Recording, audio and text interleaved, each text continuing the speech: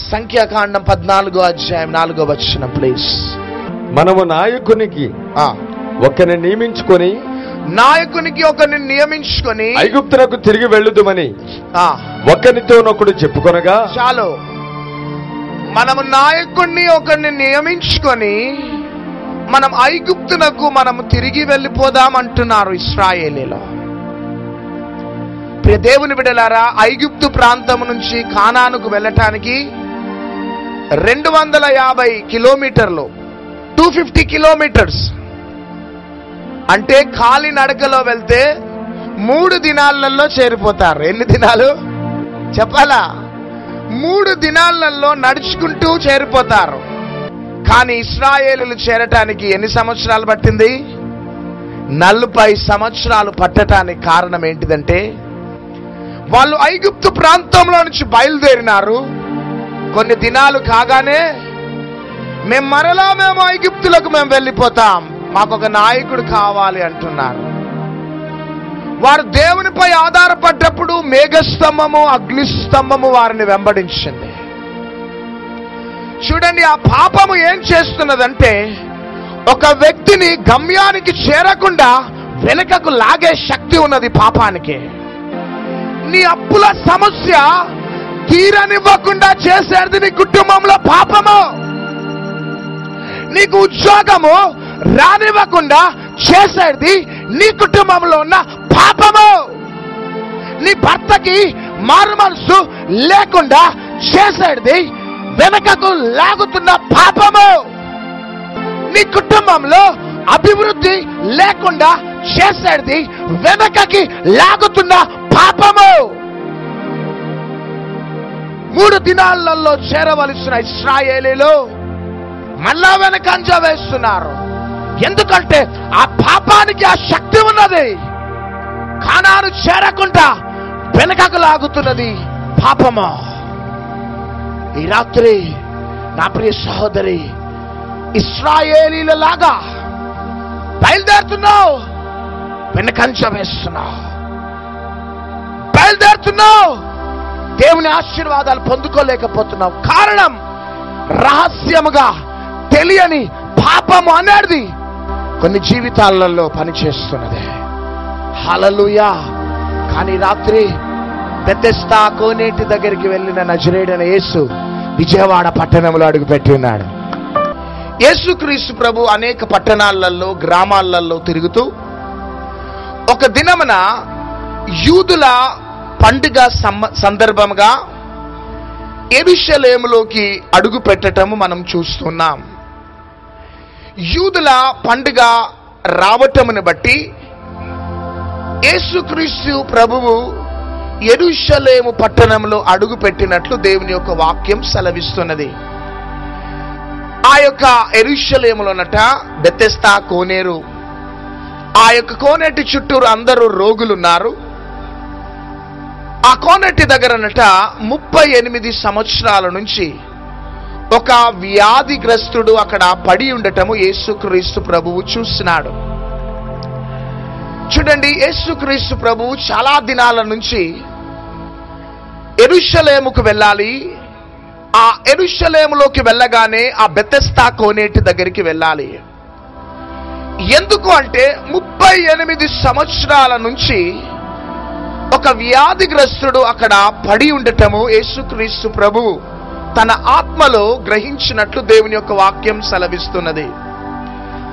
నేను గాని యెరూషలేములోకి అడుగు పెడితే మొదటిగా ఆ 38 సంవత్సరాల నుంచి వ్యాధితో ఉన్న వ్యక్తిని నేను కలవాలి అనే ఆలోచనతో యేసుక్రీస్తు ప్రభు ఉన్నాడు.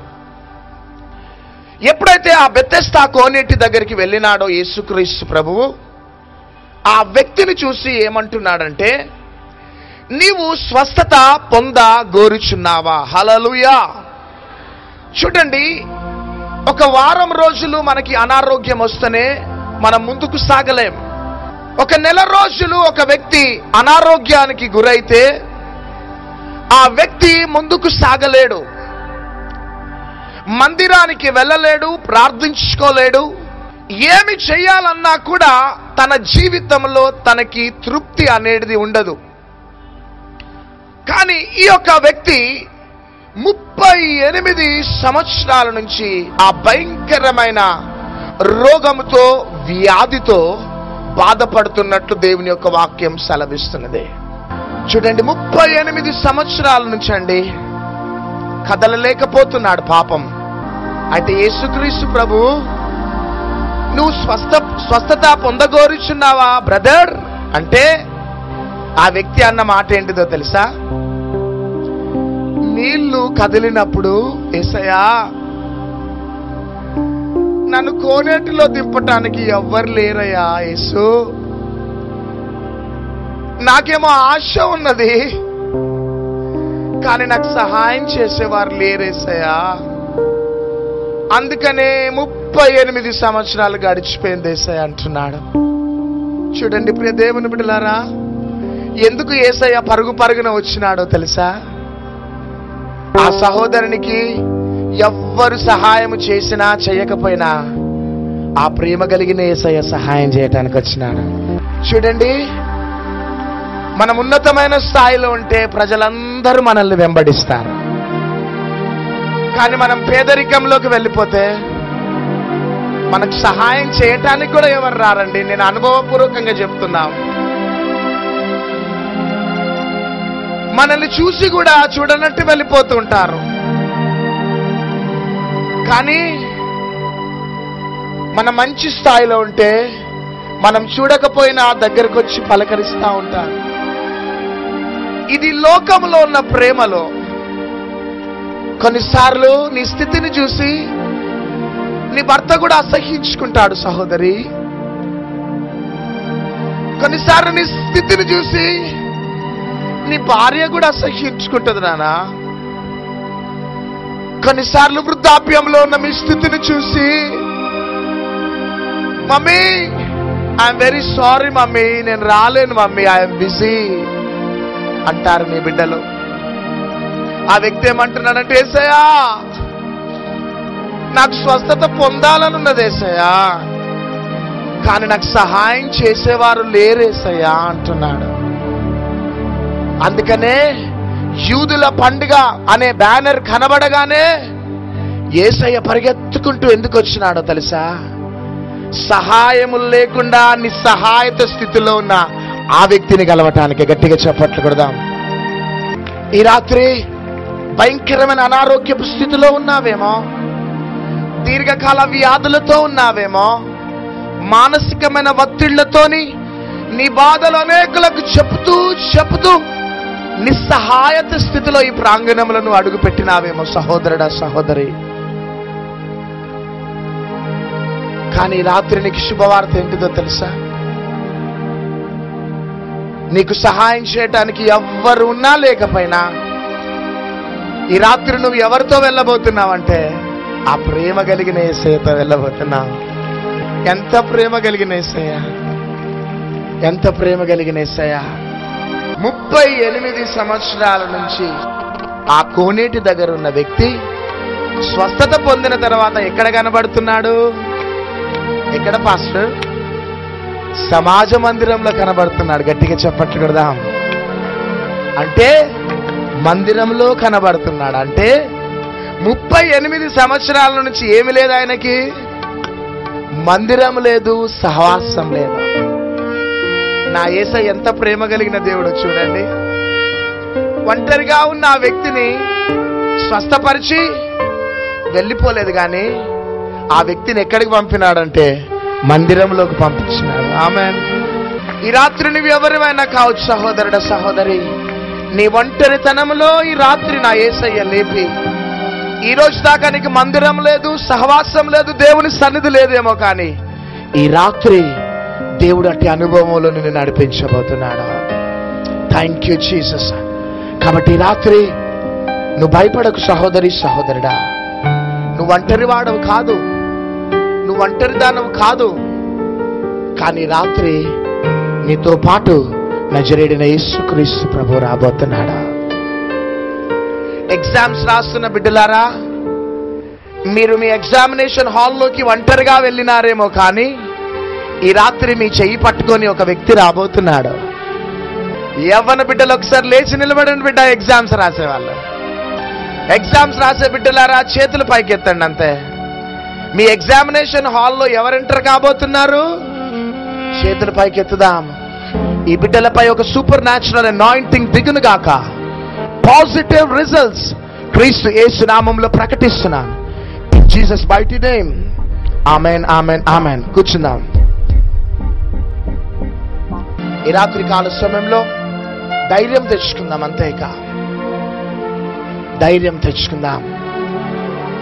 ఇన్ని దినాలు ఐగుప్తులో నుంచి బయలుదేరినా కానాను చేరకపోవటానికి కారణం ఆ పాపము నేను వెనకాలకి లాగుతూ వచ్చింది. కానీ రాత్రి నీకు శుభవార్త. నిన్ను, నీ కుటుంబాన్ని ఆ పరిపాలిస్తున్న ఆ పాపము అనే కాడి సర్వనాశనము కాబోతున్నది రాత్రి. ఇక్కడ ఒక సహోదరుడున్నాడు. నీకు నీ భార్యకి సమాధానం లేదు. భయంకరమైన పోరాటాల మధ్యలో ఉన్నారు. నీకు నీ భార్యకి సమాధానం లేదు. నీ భార్య పుట్టింటికి వెళ్ళిపోయింది. ఒక ఒంటరితనాన్ని అనుభవిస్తున్నావు. ఎవరా సహోదరుడు? త్వరగా లెగాలి. వెనకాల పట్టుకోండి. Touch touch fire. ఆ భార్య భర్తలను విడగొట్టిన కాడి తిరిగిపోవును కాక in the name of Jesus. నా రైట్ సైడ్ ఒక సహోదరి, నీ భర్తకి నువ్వు దూరమైనావు. నీ భర్త నిన్ను విడిచిపెట్టి వెళ్ళిపోయినాడు. నువ్వు ఒంటరిదానం అయిపోయినావు. యవ్వన వయసులో ఉన్నావు. త్వరగలే. ఆ పాపను పట్టుకోండి వెనకాల. In the name of Jesus. In the name రే లా హవా కే మే హువా. నా లెఫ్ట్ సైడ్ ఒక సహోదరికి శరీరంలో ఒక దగ్గర గడ్డ ఉన్నది. నిలబడు. పట్టుకోలే. నిలబడమ్మా. పట్టుకోండి వెనకాల. In the name of Jesus. Touch touch. ఎవరా సహోదరి? నీ శరీరంలో ఒక గడ్డ ఉన్నది. నా లెఫ్ట్ సైడ్ ఉన్నావు. పట్టుకోండి వెనకాల. ఆ గడ్డ కరిగిపోతున్నది. తీసుకో. In the name of Jesus. గడ్డ పగిలిపోవును గాక. Touch touch. సహోదరి స్వప్న. ఎవరి స్వప్న? ఎవరి సహోదరి స్వప్న? త్వరగా లేచి నిలబడు. వండర్ఫుల్ తల్లి. వెనకాల పట్టుకో. In the name of Jesus. కొన్ని దినాల నుంచి ఒక విషయమును బట్టి ఎంతో ప్రార్థిస్తున్నావు. కానీ ఆ ప్రార్థనలకు తగిన ప్రతిఫలం నువ్వు అనుభవించలేకపోతున్నావు. చేతులు పైకెత్తు. పట్టుకోండి వెనకాల. Touch touch. నా లెఫ్ట్ సైడ్ ఒక సహోదరి, నీ ఏజ్ అయిపోతున్నది బిడ్డ. నీకు వివాహం కావటం లేదు. త్వరగలే. In the name of Jesus. ఆ బిడ్డ చూడు ఎంత భయంకరంగా ఏడుస్తున్నదో.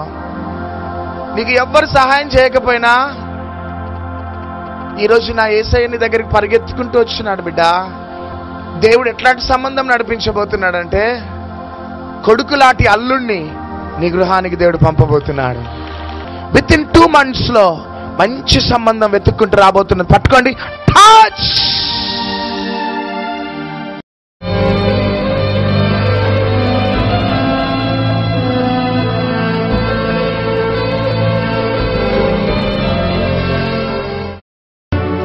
మీ స్వరాన్ని విప్పి ఆ బెతెస్దా కోనేరు ఎదుట ఉన్న ఆ వ్యక్తి యేసయ్యతో చెప్పినట్లు మీరు కూడా మీ హృదయంలో ఉన్న బలహీనతను యేసయ్యతో చెప్పండి.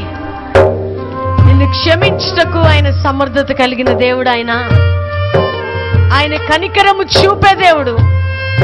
కాబట్టి రాత్రి నీ హృదయంలో నుంచి యేసయ్యా, నిజంగా నేను ఆశీర్వదించబడకపోవటానికి కారణం నాలో ఈ పాపమే, నా జీవితంలో ఇది దాగి ఉన్నదయ్యా.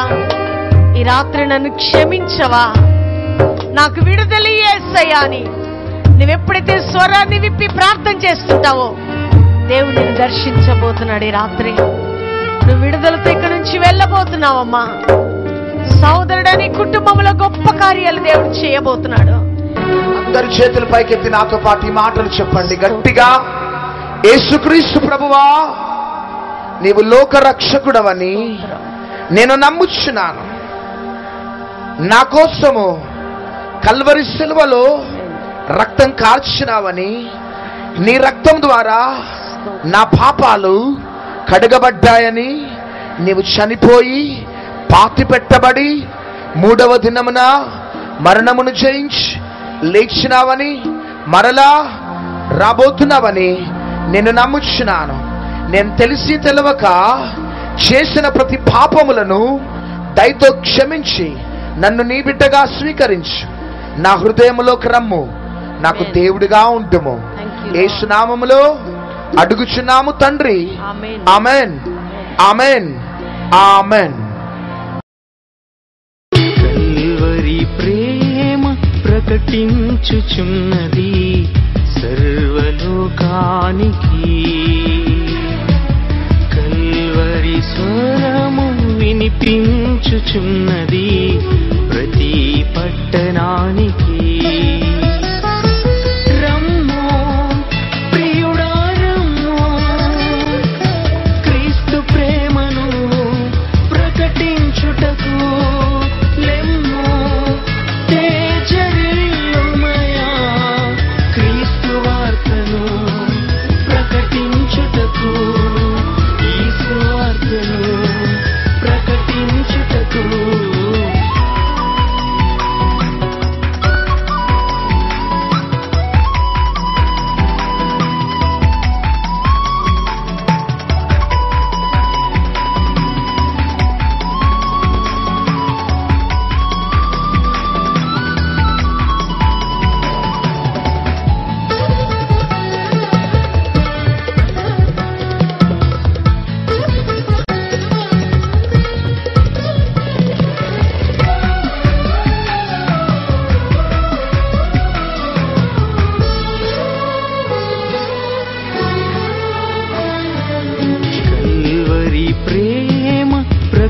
ప్రకటించుచున్నది సర్వలోకానికి.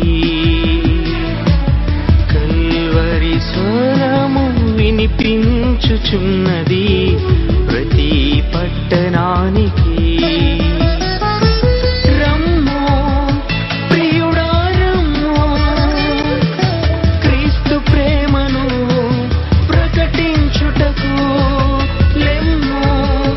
తేజరిల్లుమయా క్రీస్తు వార్తను ప్రకటించుటకు, ఈ సువార్తను ప్రకటించుటకు.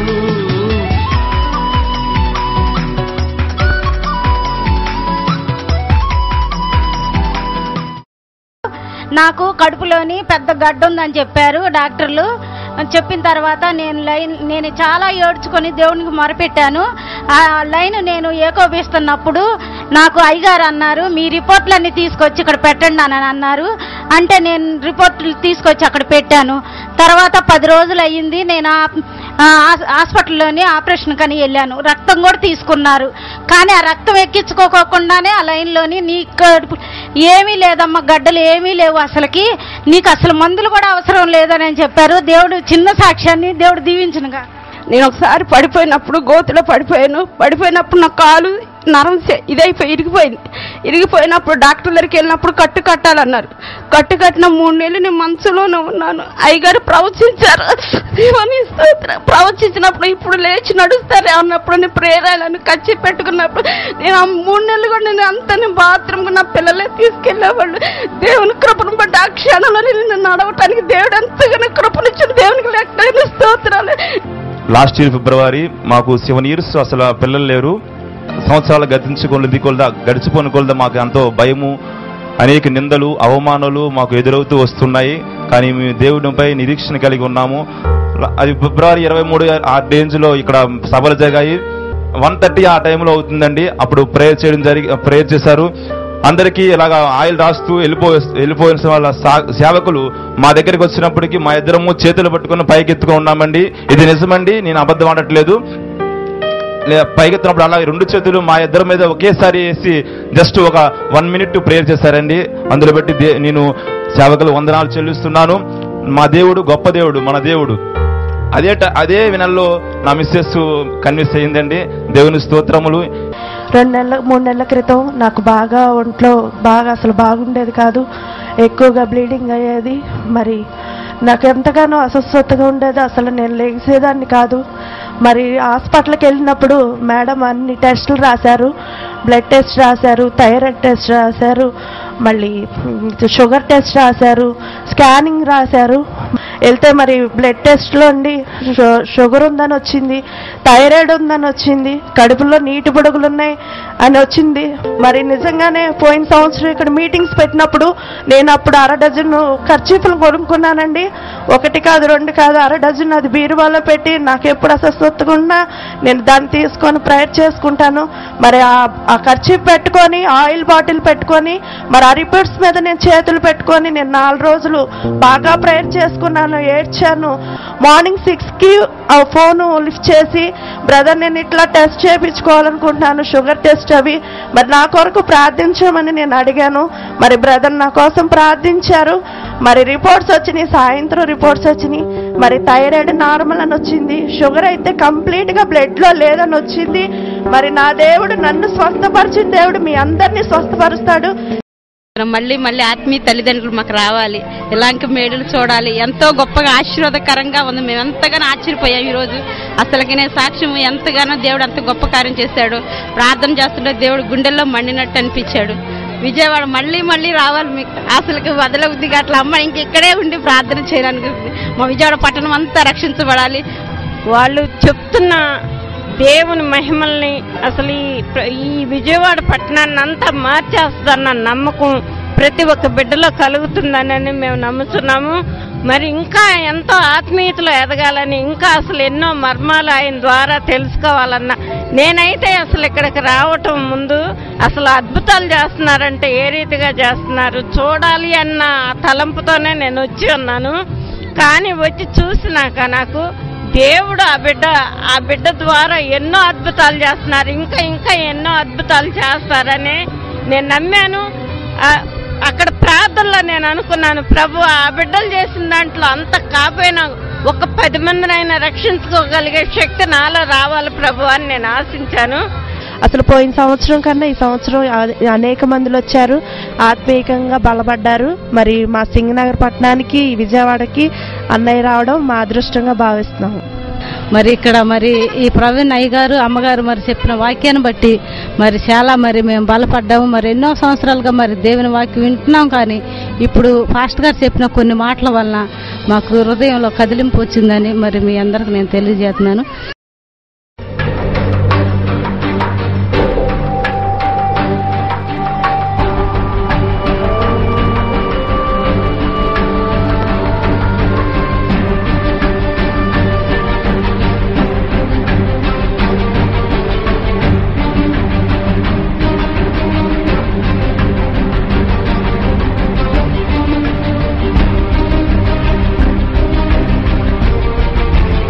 నిజంగా ఇక్కడ ఉద్యమం ఉంది కాబట్టి అనేకులు ఆ దైవ శక్తుల నుండి విడిపింపబడ్డారు.